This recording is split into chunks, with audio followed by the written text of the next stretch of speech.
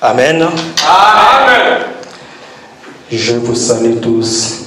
Amen. Au nom de notre Seigneur Jésus-Christ. Amen. C'est encore une grâce de se présenter encore devant son peuple afin de présenter la parole que l'homme a choisie pour parler à son épouse. Nous allons prier avant de commencer notre enseignement. Tendre Père, nous te disons merci. Merci le véritable Dieu que tu es, Papa. Merci, Papa, car tu m'as trouvé encore digne, Papa, d'être l'instrument que tu as choisi par lequel tu parleras, Papa, à ton peuple. Papa, je te dis tout simplement merci. Merci, Papa, pour ce moment que nous allons passer devant ta présence. Tu déclares dans ta parole que, Papa, toute chose passera, mais ta parole ne passera jamais. Or, la parole n'a ni commencement et ni fin. Nous te disons merci, Papa. Dispose nos cœurs, Papa, afin que nous puissions comprendre, Papa, de quoi tu veux nous parler cet après-midi. Jésus-Christ, sois le Maître. Règne en ce lieu. À ton nom puissant que nous avons ainsi prié. Amen. Amen. Amen, amen, amen. Je suis vraiment dans la joie. Je suis dans la joie. Amen. Je suis vraiment dans la joie par rapport à tout ce qui s'est passé déjà le week-end précédent. En tout cas, nous avons été bénis. Je bénis l'Éternel pour cela, car c'est un chemin qui est tellement compliqué. Mais nous voyons bien qu'il y a toujours des guerriers qui sont là pour demeurer. Nous disons merci à notre Seigneur pour la grâce qu'il a encore accordée à nos disciples. Vraiment merci pour cela. Sans plus tarder, nous allons prendre la Bible dans le livre de Genèse.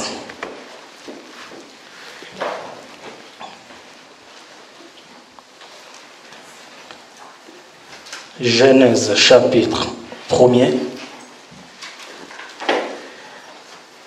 verset 20 jusqu'au verset 23.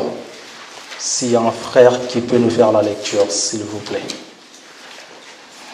Genèse 1er, à partir du verset 20 jusqu'au verset 23. Dieu dit que les eaux produisent en abondance des animaux vivants et que les oiseaux volent sur la terre vers l'étendue du ciel.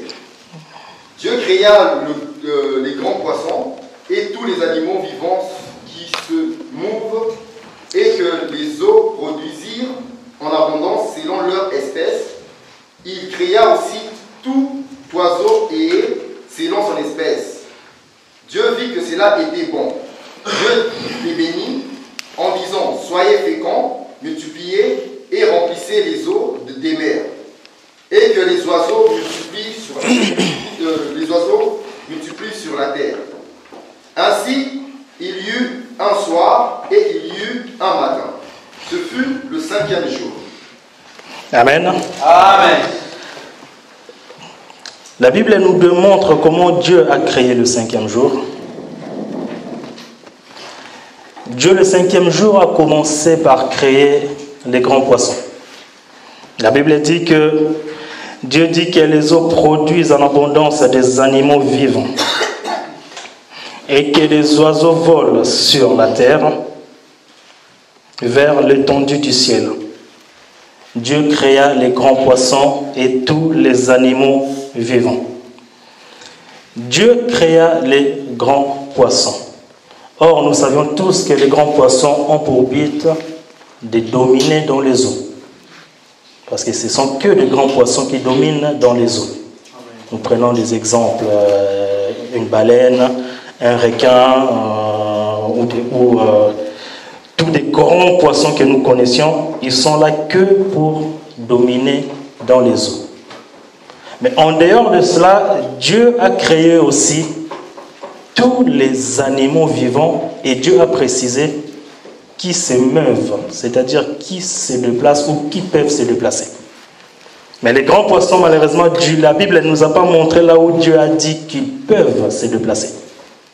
Dieu créa des grands poissons et tous les animaux vivants qui se meuvent. Dans les eaux, Dieu créa les animaux, c'est-à-dire au pluriel. Et la Bible continue en nous disant que, après avoir créé les animaux dans les eaux, Dieu créa tout oiseau ailé. La Bible est très simple. En tout cas, pour les lecteurs de la Bible, ceux qui aiment lire la Bible est très simple lorsque nous prenons le temps de méditer. Il faut vraiment prendre mot par mot. C'est ainsi que nous comprendrons la pensée des Écritures. Dans les eaux, Dieu créa beaucoup des animaux.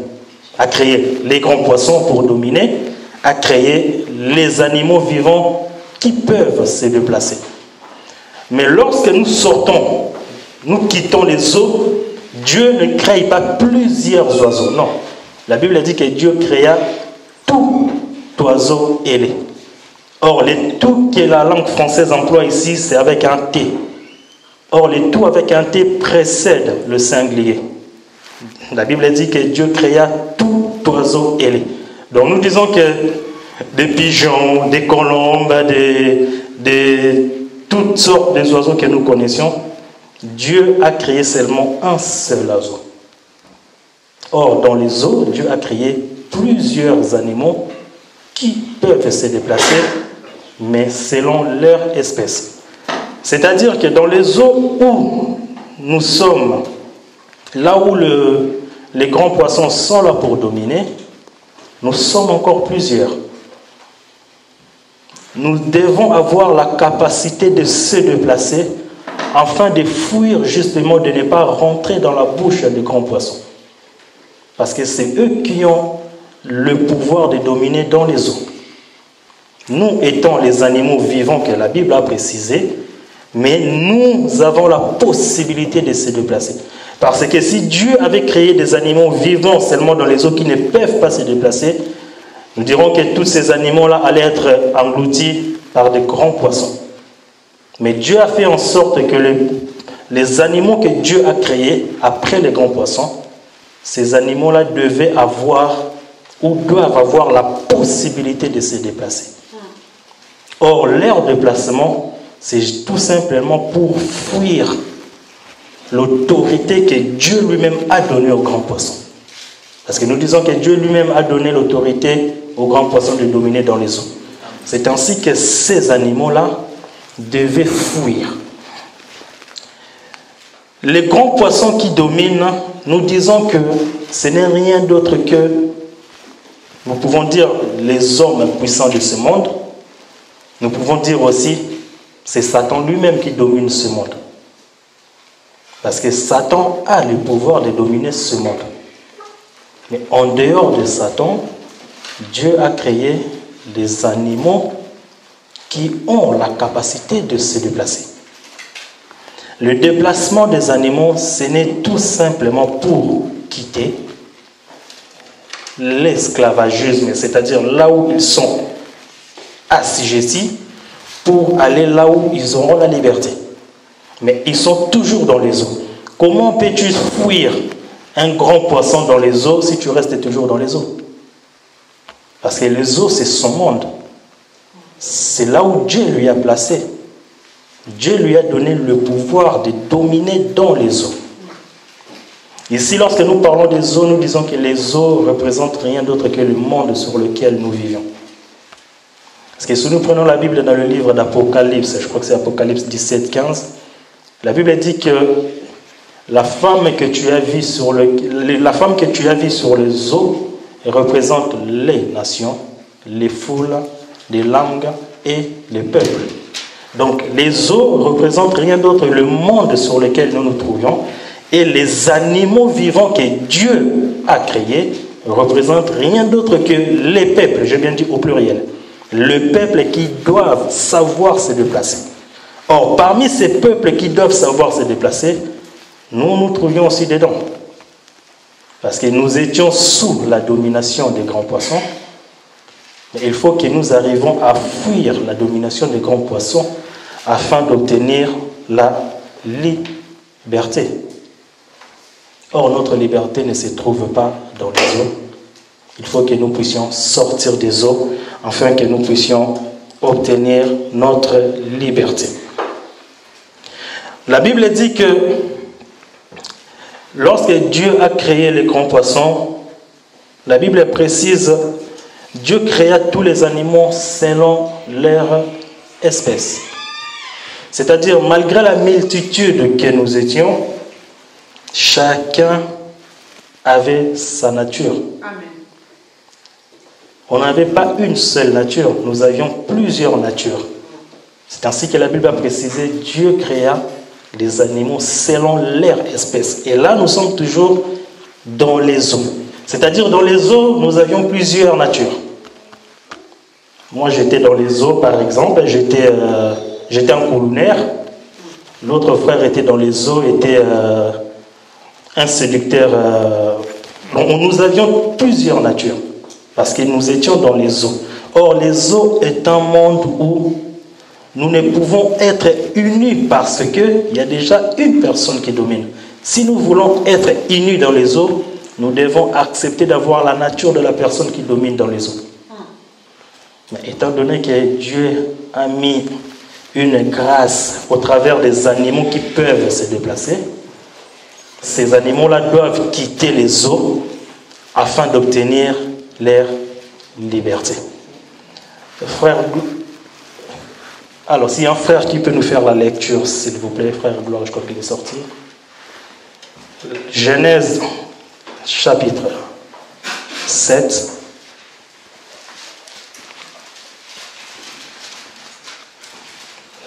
À partir du verset 5 jusqu'au verset 9.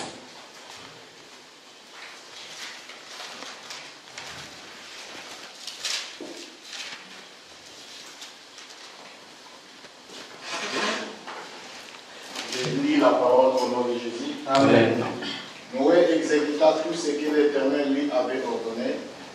Noé avait 600 ans lorsque les déluge d'eau fit sur la terre.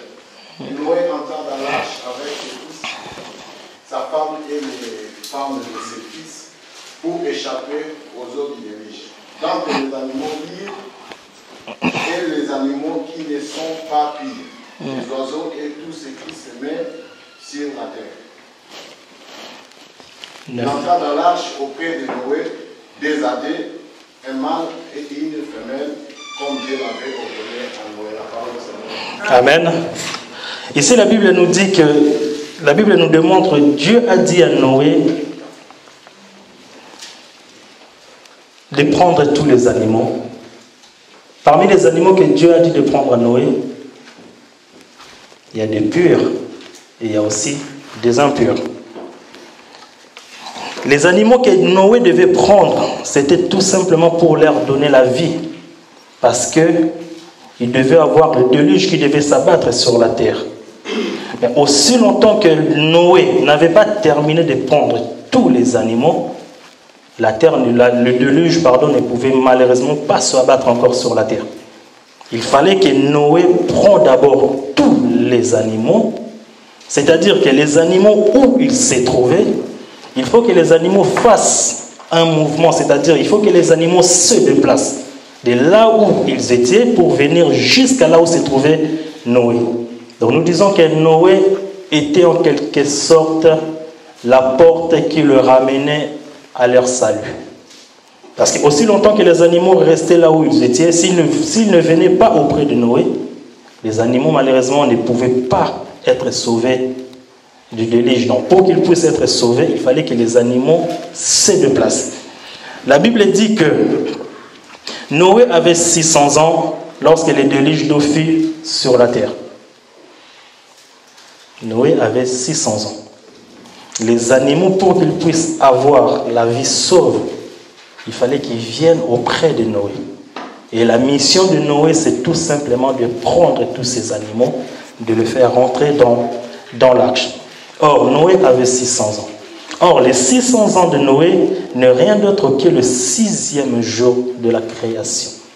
Or, le 6e jour de la création n'est rien d'autre que le jour où Dieu a créé l'homme. Or, l'homme a pour but de protéger son épouse. L'homme a pour but de donner du repos là où son épouse n'a pas du repos. C'est ainsi que tous les animaux devaient venir auprès de Noé Parce que c'est seul Noé qui avait la capacité de leur donner du repos.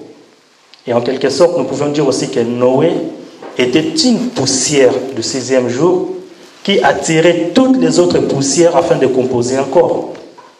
Parce que l'arche ne peut jamais partir aussi longtemps que le corps n'est pas formé. Il fallait que tous les animaux viennent se composer avec Noé afin de former un corps pour qu'il puisse partir.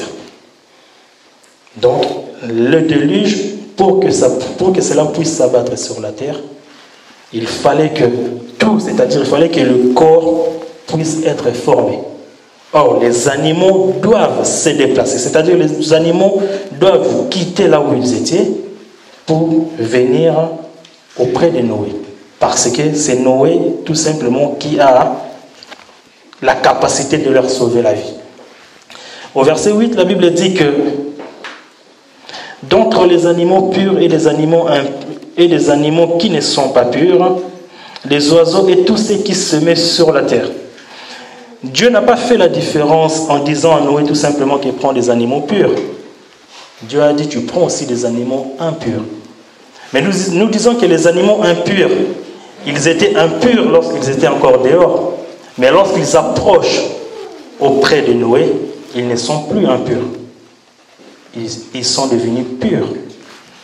Parce que Noé a la capacité de leur donner la vie.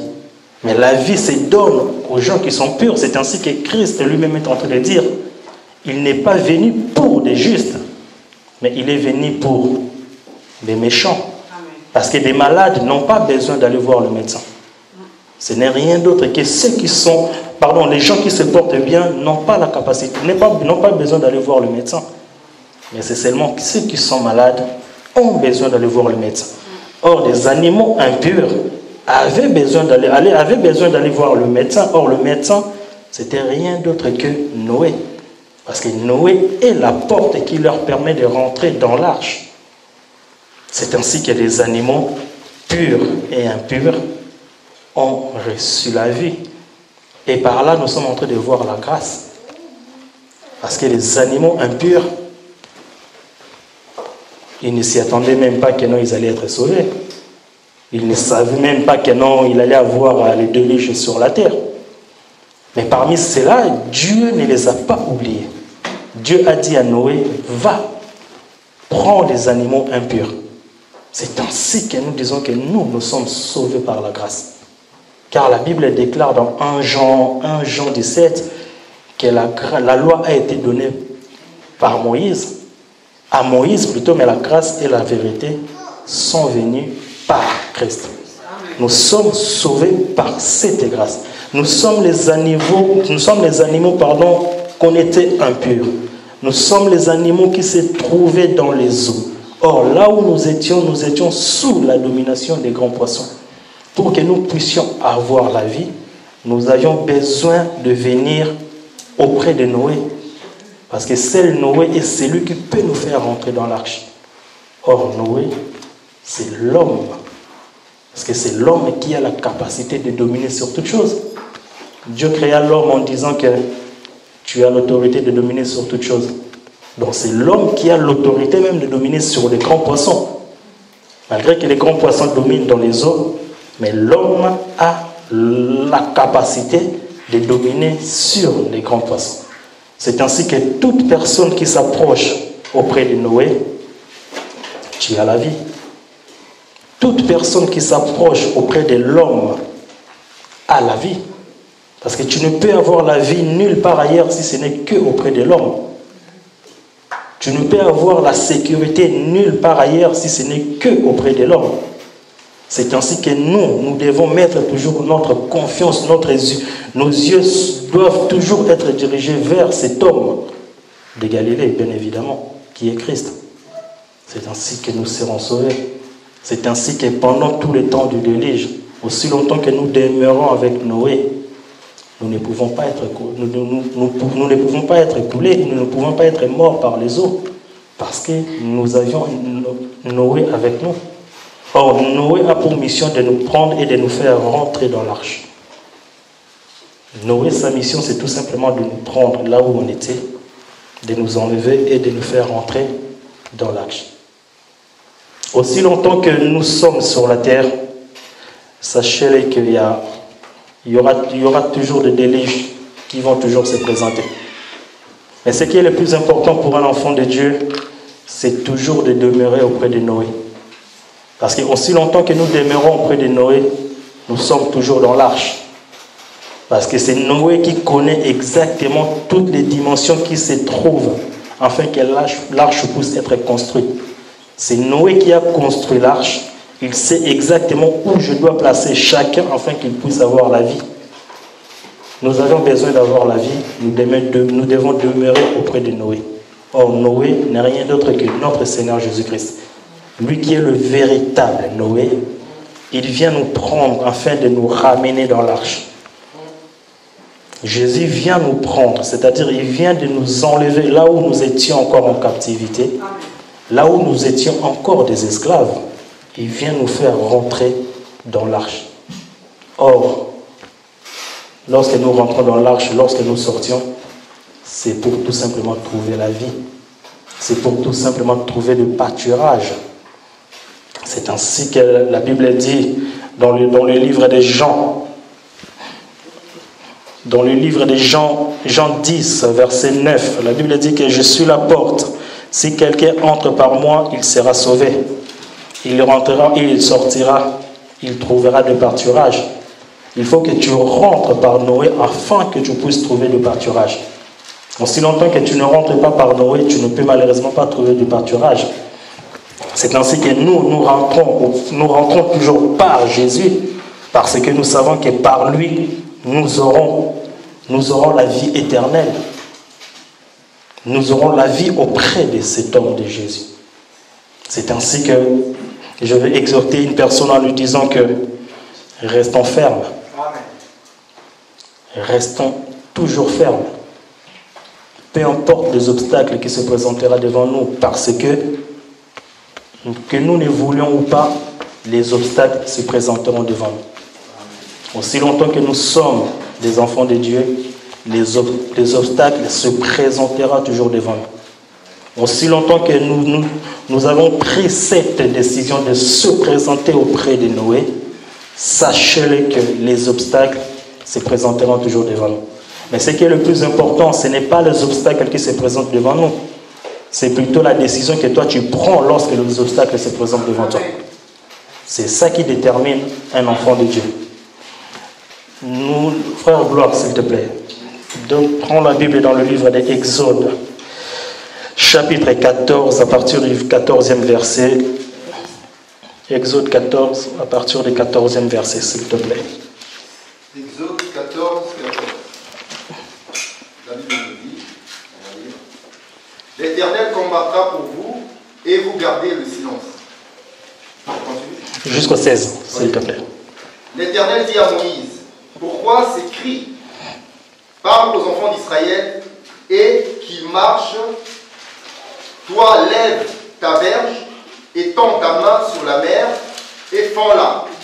Et les enfants d'Israël entendront au milieu de la mer à sec. Et entreront au milieu de la mer à sec. Amen. Amen. Ici, la Bible nous montre, nous connaissons un peu tous l'histoire, c'est l'histoire des enfants d'Israël qui s'est trouvé en Égypte. Les enfants d'Israël sont sortis de l'Égypte. Les enfants d'Israël ont fait le parcours jusqu'en se présentant devant la mer. Les enfants d'Israël, ils ont dit que voilà, nous sommes sortis de l'Égypte, nous sommes sauvés. C'est ainsi que tout enfant de Dieu se dit aussi que non, j'ai accepté Christ comme Seigneur et Sauveur de ma vie, je suis sauvé. Mais nous oublions une chose, Pharaon est toujours derrière nous. Pharaon ne peut jamais nous lâcher aussi longtemps que nous voulons aller dans le pays où coule le lait et le miel. Pharaon sera toujours derrière nous. Les enfants d'Israël parcouraient, ils arrivaient à un moment donné, pouf, il y a la mer. J'ose croire que les enfants d'Israël, lorsqu'ils partaient pour eux, ils disaient que ça y est, c'est bon. Le Pharaon, nous ne le verrons plus. Mais ils arrivent à un moment donné, pouf, il y a la mer devant eux. Ils se disent, que allons-nous faire? Ils se posent des questions. Il y a même d'autres, même ils se disent que ce Moïse nous a fait sortir du pays d'Égypte pour nous faire mourir ici dans le désert. Mais ce qui est merveilleux dans cette histoire, la Bible dit que dans le verset 14, l'Éternel combattra pour vous et vous gardez seulement le silence. Ça, c'est d'abord une promesse qui est merveilleuse. Garde seulement le silence. L'Éternel, lui, va combattre pour toi. Amen. Les enfants d'Israël se présentent devant la mer. Ils sont bloqués. Ils se disent, ça y est, c'est bon, nous sommes morts. Dieu dit à Moïse, pourquoi ces cris? Les cris, c'est tout simplement quoi? C'est tout simplement ce que les enfants d'Israël se disaient. Parce que pour eux, ils étaient carrément désespérés. Ils se considéraient déjà étant morts. Parce que Pharaon allait leur prendre pour carrément le faire mourir. Mais Dieu a entendu les cris. Dieu dit à Moïse, parle aux enfants d'Israël. Mais qu'est-ce que Dieu est en train de dire à Moïse de parler aux enfants d'Israël? Il y a la mer devant. Ils sont totalement bloqués. Ils ne peuvent pas traverser. Mais Dieu dit à Moïse, parle aux enfants d'Israël qu'ils continuent de marcher. J'ose croire qu'il y avait beaucoup de gens qui ont dit, mais Moïse, toi tu es fou. Nous allons continuer à marcher alors qu'il y a la mer devant nous. Amen. Dieu te dit aujourd'hui, peu importe les obstacles qui se présentent devant toi, amen, tu verras la mer devant toi. Mais toi, il ne faut pas s'arrêter là. Continue à marcher. Or, au moment où la mer se présente devant nous, c'est souvent le moment où Dieu, justement, il veut nous délivrer. Parce que s'il n'y avait pas la mer devant les enfants d'Israël, Dieu ne pouvait pas encore les délivrer. Or, leur délivrance s'est trouvée justement devant la mer. Il fallait que la mer se présente devant eux pour qu'ils puissent voir justement la grandeur de Dieu. Dieu nous délivre sur toutes choses. Rien n'est impossible à notre Dieu. Rien n'est impossible à notre Dieu. Il est celui qui a créé toutes choses. Il a la capacité de rajouter ou d'enlever ce que lui-même il a fait. Il dit à Moïse, dites aux enfants d'Israël d'avancer. Et toi seulement, prends la verge et tends-la. Or, nous savons que la verge n'est rien d'autre que la parole de Dieu. Nous devons avoir confiance en cette parole. Aussi longtemps que nous demeurions dans cette parole, aussi longtemps que cette parole demeure en nous, la mer qui se présentera devant nous nous laissera passer. Amen. Parce que ce que nous portons est plus fort que cette mer. Amen. La mer se présente devant toi, mais toi tu as la verge. Et la verge a la capacité, a l'autorité sur la mer. C'est ainsi qu'étant enfant de Dieu, nous devons toujours avoir confiance en Dieu. La vie n'est pas rose, il faut se le dire, en étant enfant de Dieu. Il ne faut pas se dire que je suis l'enfant de Dieu, je suis sauvé, je ne passerai plus dans le désert, non. Tant que tu es l'enfant de Dieu, sache-le que Pharaon te poursuivra toujours. Amen. Pharaon ne te laissera jamais. Pour que Pharaon puisse te laisser, il faut que toi tu arrives à franchir la mer. Il faut que tu arrives à passer de l'autre côté de la mer. Or, si longtemps tu es toujours du même côté que Pharaon, Pharaon va continuer à te poursuivre. Il faut que tu arrives à passer de l'autre côté. La Bible continue en disant que, on est en verset, je crois que c'est le dernier verset, verset 16. Toi lève ta verge, étends ta main sur la mer et fends-la. Et les enfants d'Israël entreront au milieu de la mer à sec. Ce que j'aime dans ce passage, c'est la fin. Les enfants d'Israël n'entreront plus dans la mer avec des bateaux ou quoi que ce soit, mais ils vont rentrer à sec. C'est-à-dire, les eaux qui se présentaient devant eux doivent s'écarter et eux ils doivent passer dans le sec. Or, le sec n'est rien d'autre que là où s'est trouvé l'homme. Parce que le sec, c'est là où s'est trouvé les poussières. Or, Dieu créa l'homme au travers de la poussière. Aussi longtemps que les enfants d'Israël ne passaient pas dans le sec, il fallait qu'ils puissent être en contact avec le sec pour qu'ils puissent totalement être libérés des Égyptiens. Aussi longtemps que tu ne passes pas dans le sec, aussi longtemps que le Fils n'est pas en toi, Pharaon sera toujours derrière toi. Pharaon n'aime pas laisser ses esclaves. Parce que Pharaon s'est dit, si je laisse mes esclaves, qui va construire tout ce que j'ai envie de construire? Pharaon a toujours besoin de ses esclaves. Mais toi, tu dois passer la mer dans le sec afin que tu puisses être sauvé. Parce que c'est dans le sec, c'est là où l'homme s'est trouvé. C'est dans le sec, c'est là où nous sommes sortis. Parce que l'homme est poussière et la poussière se trouve dans le sec. Matthieu chapitre, s'il te plaît, chapitre 3, à partir du verset 13. Frère Gloire, s'il te plaît. Matthieu 3. À partir du verset 3, verset 13. Chapitre 3, verset 13 à verset 17. Okay. Alors Jésus vint de Galilée au Jourdain vers Jean pour être baptisé par lui. Mais Jean s'y opposait en disant, c'est moi qui ai besoin d'être baptisé par toi, et toi tu viens vers moi. Jésus lui répondit, laisse faire maintenant, car il est convenable que nous accomplissions ainsi tout ce qui est juste. Et Jean lui résista, ne lui résista plus. 16. Dès que Jésus était baptisé, il sortit de l'eau, et voici les cieux s'ouvrirent, et il vit l'Esprit de Dieu descendre comme une colombe et venir sur lui. Je continue. On est à 17, hein? Non, 16. Jusqu'à 17. 17. Et voici une voix fit entendre des cieux ces paroles. Celui-ci est mon fils bien-aimé, en qui j'ai mis toute mon affection. Reprends-nous encore Genèse, s'il te plaît, là où nous étions, 26 et 27. Genèse 1er. Genèse 1er, 26 et 27. 26 et 27. Je lis. Oui, Dieu dit, faisons l'homme à notre image, selon notre... Non. Genèse 26. Genèse 1er, 26 et 27, c'est ça, hein? Oui, c'est ça. Ok. Oui, Dieu dit, faisons l'homme à notre image, selon notre ressemblance, et qu'il domine sur les poissons de la mer, sur les oiseaux du ciel, sur le bétail, sur toute la terre, et sur tous les reptiles qui rampent sur la terre. Amen. Amen. Amen. Ici, la Bible, au début, nous avions lu, la Bible nous a dit que Dieu a créé les grands poissons et tous les animaux qui se meuvent.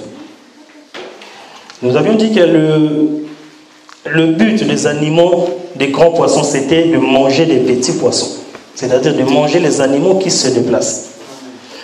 Or, nous avions dit que ce pouvoir sur lequel les grands poissons avaient, c'est Dieu lui-même qui les a donnés. Avant d'aller plus loin, on peut se poser des questions en disant à quel moment Dieu les a donné cela. Dieu a donné lui-même le pouvoir aux grands poissons de manger les petits poissons. Mais ces petits poissons-là doivent avoir la capacité de se déplacer. Satan se présente devant Jésus en lui disant que si tu t'agenouilles devant moi, si tu m'adores, je te donnerai le royaume, le pouvoir de ce royaume, parce que cela m'a été donné. Mais Satan qui dit que le pouvoir lui a été donné, à quel moment Dieu a donné le pouvoir à Satan?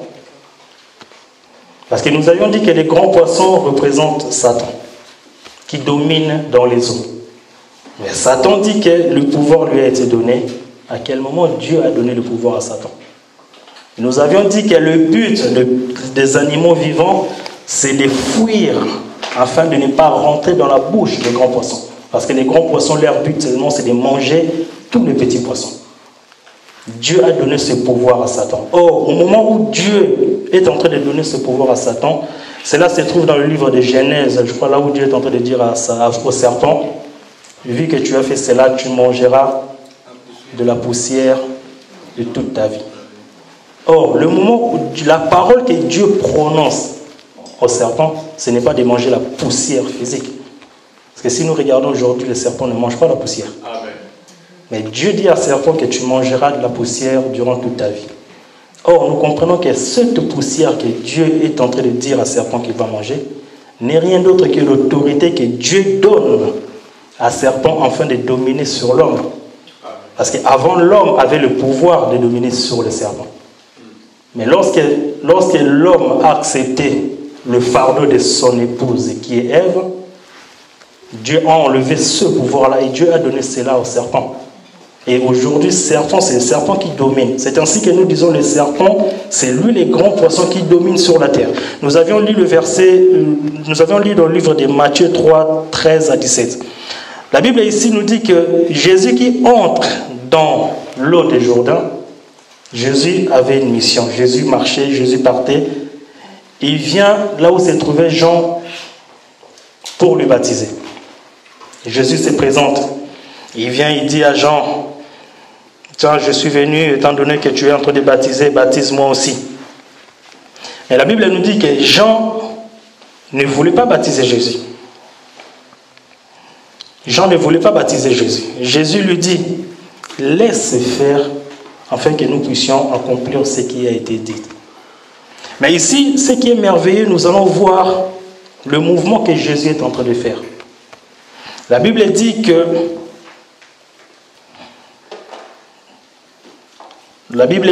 Jésus rentre dans l'eau.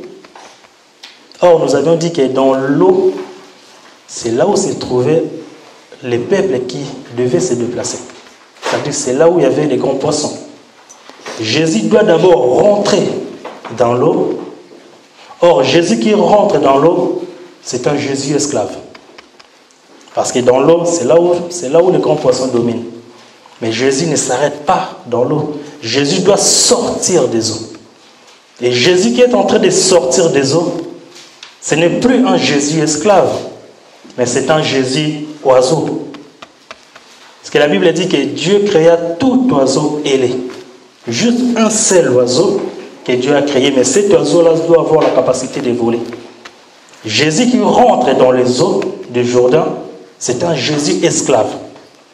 Jésus qui est en train de sortir des eaux, ce n'est plus un Jésus esclave, mais c'est un Jésus oiseau qui a la capacité de voler. C'est ainsi que la Bible atteste en disant que lorsque Jésus sorta, l'Esprit de Dieu descendit sous une forme de la colombe auprès de Jésus. Donc nous disons qu'en ce moment-là, Jésus n'avait plus la nature humaine, mais Jésus avait une nature d'un oiseau. C'est ainsi que la Bible dit que lorsque Dieu a créé tout oiseau, la Bible a bien précisé, tout oiseau selon son espèce. Tous les oiseaux, la Bible les a généralisés sur un seul oiseau. C'est-à-dire nous tous, nous sommes d'abord les animaux dans les eaux, nous sommes au pluriel.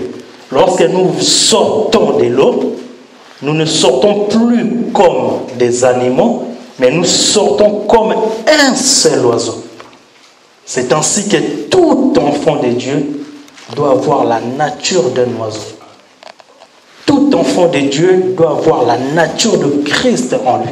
Lorsque nous disons l'oiseau, nous disons la nature de Christ. Parce que Christ nous a tous rassemblés.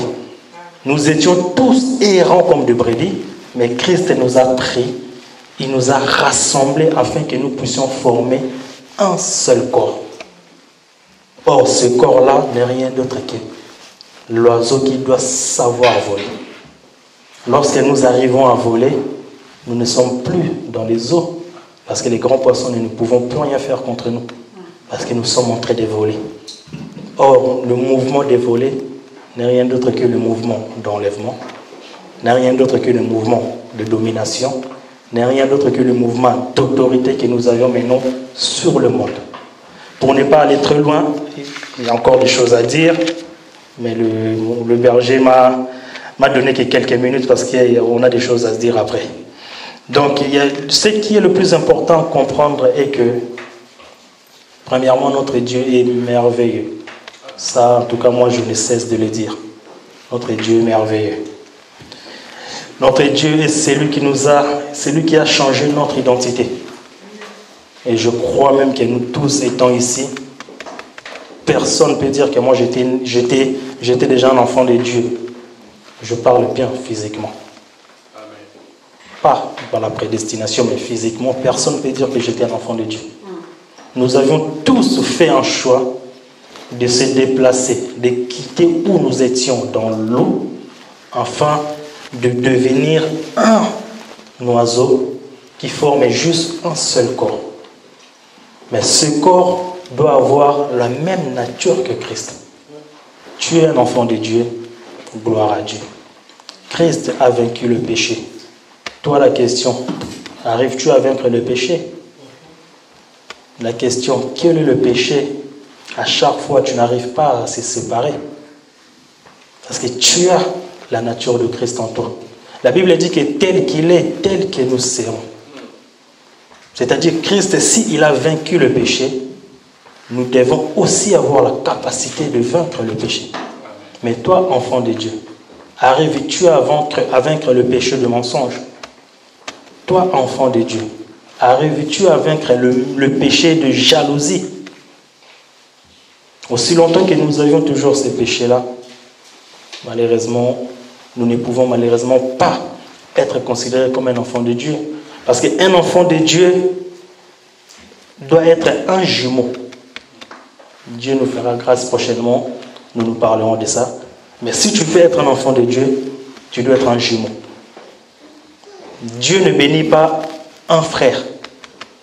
Dieu bénit les jumeaux. C'est ainsi que Dieu est en train de dire, c'est ainsi que Isaac est en train de dire à Jacob, je vois ton corps comme ton frère Ésaü, mais la voix, c'est ta voix. C'est ainsi que Isaac devait bénir Jacob. Donc si Jacob n'avait pas le corps d'Ésaü, si Jacob n'avait pas la voix de Jacob, Jacob n'avait pas sa voix, Isaac n'allait pas le bénir.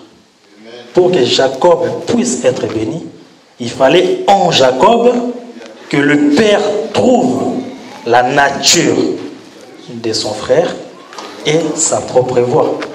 Si Dieu nous fait grâce, nous parlerons de ça prochainement. Que Dieu puisse vous bénir.